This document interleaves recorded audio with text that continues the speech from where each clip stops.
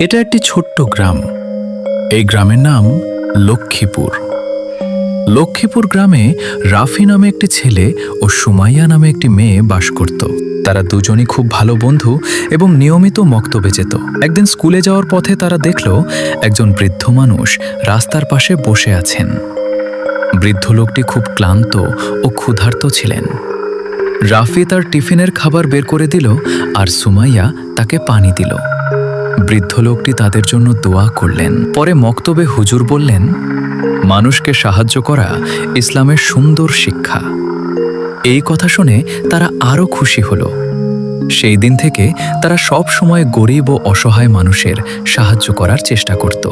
আরও নতুন নতুন ভিডিও পেতে এই চ্যানেলটা সাবস্ক্রাইব করে বেল বাটনটি বাজিয়ে রাখুন।